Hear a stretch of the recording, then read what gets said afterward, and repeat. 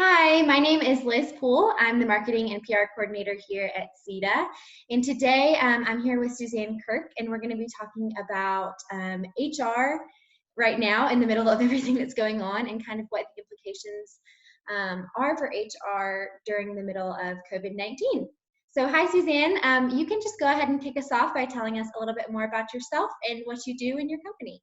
Sure. Good morning, Liz. Thanks for having me. So I'm Suzanne Kirk, and I am a human resources and organizational development consultant with a firm that I started in 2011, Employee Development Strategies. And we do human resources consulting. So for a lot of small businesses that frankly aren't big enough to have their own human resources person internally on the team. I'm an extension of the team and their resource for all of the HR needs and help them set up a foundation. And then for a lot of larger companies, I do organizational development consulting. So I help with professional development and leadership assessments and facilitate strategic planning retreats and board retreats. And so really it kind of marries the HR side and the OD side of things. Mm-hmm. So, for me, this has been a really interesting transition because much of what I do is in person, is on site with the client. And so it's been a real pivot opportunity for me to look for those opportunities with my clients to still support them and assist them and help them navigate some of the complexities of what we're facing, but then also look for opportunities to take some of the things that we had planned to do in person and on site into a virtual setting. So it's been quite the transition, like I'm sure everybody's experiencing. Well, that's so cool. I'm sure that you are seeing a ton just being with different companies and kind of seeing the way that different companies are handling things. And I'm sure that you're definitely an essential part of their team right now. Yeah. But just to kind of start us off, how has the COVID-19 crisis impacted HR's role in general in the workplace?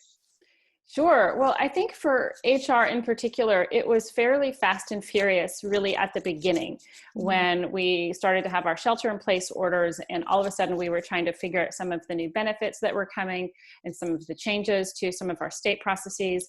So first, HR, I think, is really categorized in two big functions. There's the transactional side of things, the things that we typically think of perhaps when we consider what human resources is to a company. It's your comp and your benefits and your payroll and just the transactional side of things of having a workforce. But then there's also the cultural side that HR should really be assisting with, and that engagement component and communication components. So I think initially we were pretty fast and furious trying to figure out what was happening on the transactional side, right? So we had a workforce that either had no workplace to go to because we were closing. And so having to navigate which positions are conducive to working from home, which are not. And then the two main areas of focus were the Families First Coronavirus Response Act, the FFCRA, that is an extension to the Family Medical Leave Act. So it's leave, paid leave, and for a variety of circumstances, and those circumstances and the eligibility for it were changing almost on a daily basis. And so helping translate all of that information about the FFCRA and who was applicable for the various types of leave, for what reasons, and how to navigate that was one big aspect that we were all trying to figure out in HR. And then the other component is, we hear the statistics that over 26 million Americans have been filing for unemployment. And so the processes were drastically different. And in the state of Georgia, the employer has been now required to file on the employee's behalf. So it really makes the process much easier for the employee, particularly when there are so many employees impacted in a business, but it put the burden to figure it out and to put the filing in place on the employer. So helping navigate that new process. And like so many things, philosophically it makes sense, and then we roll it out, but then operationally it presents a lot of challenges. And what about the exceptions and the scenarios that don't quite fit into the rules and the processes? So those were the two big areas that we in HR were really having to learn on a daily basis. What are the updates and how do we navigate this process, and how do we go ahead and submit the unemployment on the employee's behalf and navigate the FFCRA leave? So those were the two big things that really were very quickly something we had to figure out and help companies navigate.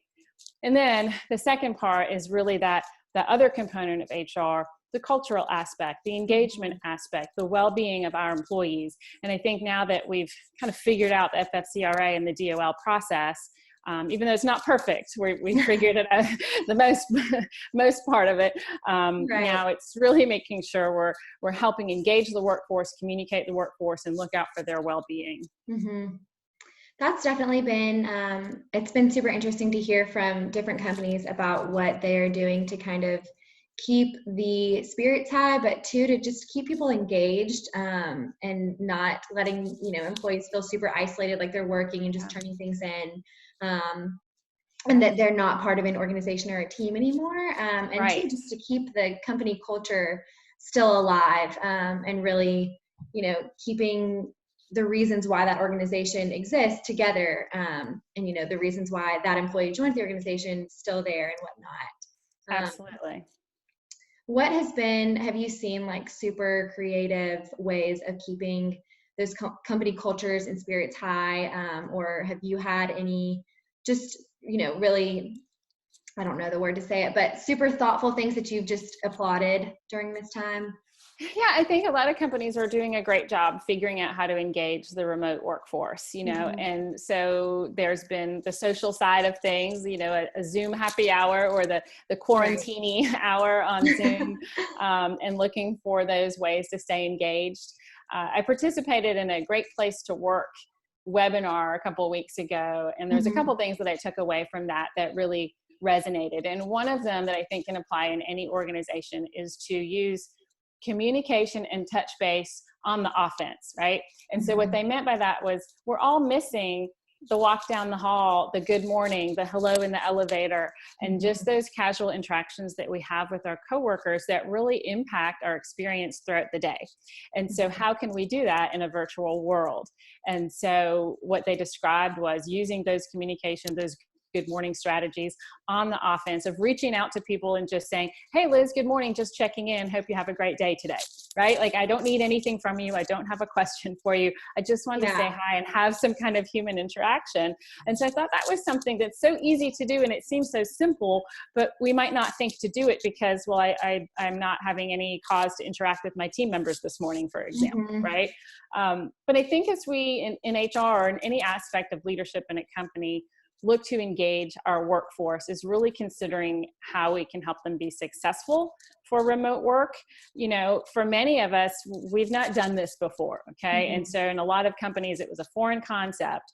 So there's a lot of considerations when a company is trying to establish the work from home guidelines to help employees be successful and be productive. And probably the first thing there is just establishing the expectations and what the norms and the guidelines are of what I expect from you. Do we expect people to be online and available from 8 a.m. to 5 p.m.? Probably not in most circumstances.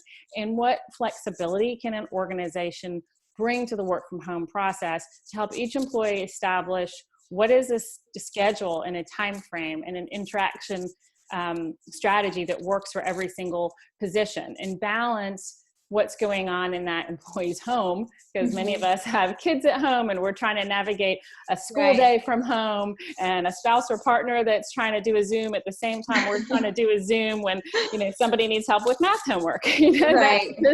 That's kind of our reality. And so I think if employers can help establish what are the expectations, what are your deliverables or your goals in the course of a day or the course of a week, and then mutually arrive at what the expectations are for availability. If I'm awake at 2 a.m. and I send someone a text, I certainly shouldn't expect them to respond right away, right? But in many organizations, if we don't set those guidelines and kind of those rules of engagement, that can exacerbate the anxiety that many employees are feeling. And that's so true too about what you said, kind of the 8 to 5. I know, at least for me, it has been super easy to be glued to my, I don't have kids, so it's been super easy to be glued to my laptop, almost like if somebody emails me, I've got to respond right away, and make sure that they know that I'm here. And then quickly after the first week or so, I realized, okay, that's not going to work for my productivity, because I can't get anything done if I'm bouncing back and forth between my email and whatever else I'm working on. So that too was an adjustment to see, like, okay, you've got to set those boundaries for yourself too of, I'm going to spend time looking at my email and responding and getting that side, being communicative, but also working on my projects and getting my things done as well. Absolutely. And I think one of the great pieces of advice there that I came across, I did a lot of research on strategies from working from home. And I work from home. I've been working from home or from a shared co-working space for years. But even I said, okay, I could do this more efficiently. But one of the good pieces of advice I think that you described is to not work where you relax in your home, right? Because it's very difficult to draw that line. It's very difficult to step away at the end of the day. Right. And so if we can designate a spot in our home. Not all of us have enough space and room in our home to have one room with walls and a door that is our office. So where can we establish this? Just that's where I work, right? And not setting that up, on the couch where we watch Netflix, for example. Right. Because then it's like you described, it's more and more difficult to really set the boundary at the end of the day. And I think that is really one of the reasons why you want to establish, employer, employee, what my guidelines and expectations are. We may not all work a continuous full work day. There might be spotty periods of work in which we can engage and be productive, and that should be okay in most circumstances as long as it's established and agreed to going into it. But really setting our own schedules based on our own work habits as well is important. We all can get so sucked into a deliverable or consumed with a piece of work that all of a sudden we realize, oh my gosh, it's 7 p.m. and I've been sitting in this uncomfortable chair for X number of hours, right? Which brings up a whole nother aspect of working from home. Are we setting up a relatively ergonomic workplace for ourselves? Many of us grabbed a dining room chair, or a kitchen chair or something, and we're sitting in that, and that will give you back pain and have your misaligned posture as you sit at your keyboard. So those are important considerations too. Not every employer can afford to send to them, a laptop or a tablet and an ergonomic chair. But that's a consideration for all of us individually working from home, is to create a comfortable and as ergonomic as possible workplace as well. That's so true. I'm so glad you brought that. Honestly, I wish I would have talked to you much sooner, because as you can see, I'm sitting in a dining room chair and it has done, at the end of the day, I'm like, okay, I got to go on a walk because I'm feeling really stiff. Absolutely. Yes. I've been the same, and shame on me, because like I said, have worked from home for years, and just dealt with it. Well, my chair is on the way. I've ordered one. I said enough is enough, and my chair should be delivered today. And it's funny how our expectations change. I've never been so excited about an office chair before. About an office chair, right. I can't wait for it to arrive. Well, kind of, we are seeing, thankfully, on the horizon, hopefully, that some businesses will be able to go back to work in the next couple weeks. So as we are kind of starting to think about that and expect that, what advice would you have for businesses from an HR perspective that are starting to head back to work, whether that be in waves of employees or kind of everyone at once? Absolutely. I think that's something we should all be considering right now and starting to have a plan. And I know it's kind of contentious right now about some businesses being allowed to reopen, and how do we feel about that? And I think as employers, to really make the most thoughtful strategy on a case-by-case basis of what works for the company, what works for the customers, what works for the workforce. But as we start transitioning back to work, it really needs to be a thoughtful process that starts now, which seems so counterintuitive to how we've been navigating some of this, which is kind of that day by day or week by week statistics, and where are we and what new information do we have today. But I would urge folks to start thinking about that return to work now. I think as we consider the phase in of the workplace coming back, we say phase in. I think that's the first thing, is to consider how we can phase the workforce back. I think our return to normal will be a different normal than what we were used to. And so if we can consider who are the workers that need to come back first, and to consider how we plan that in waves, that's probably the best strategy to consider that. You're not just going to flip the lights on one day and everybody's going to show up and be back as business as usual, right?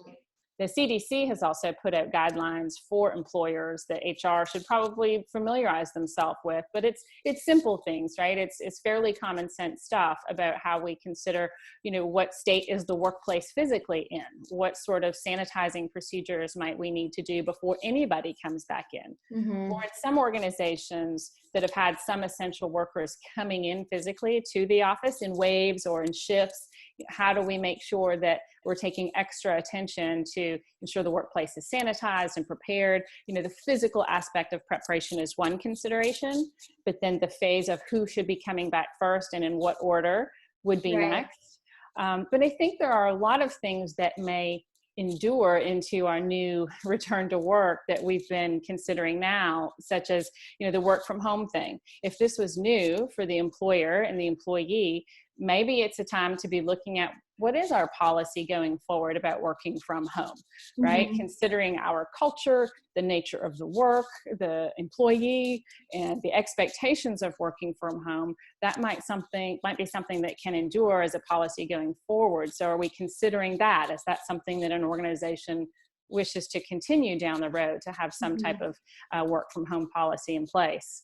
I've seen a lot of companies right now say, maybe work has settled down a little bit. I'm not as busy as usual. Now's a really good time to be looking as a global perspective holistically at your policies. I've been doing a lot of handbook revisions these days, kind of those rainy day activities, because they're the important but maybe not urgent things to address. Right. Now's a good time to be looking at those. So dust off that employee handbook and be looking at what our policies are today, or what they were, and what do they need to be for that return to work, right? And so Sure. considering what policies might endure as we go forward would be one of those things to really look at. Mm-hmm. That's a great point. And I think it has, now everybody can say, oh, I know what working from home's like, but you're right, where is there positive possibility for that in the future? If someone is traveling or, not feeling great, but still feels like they can work and things like that, it's like, okay, well, working from home could be a possibility. It could, and I think it's right. It's important to establish those expectations, because it's not a one size fits all for employee, for the work, for the company, for the culture, right? So, and there's arguments on both sides. So there's research to support that it improves morale and it increases engagement from the employee population if they have the opportunity to work from home.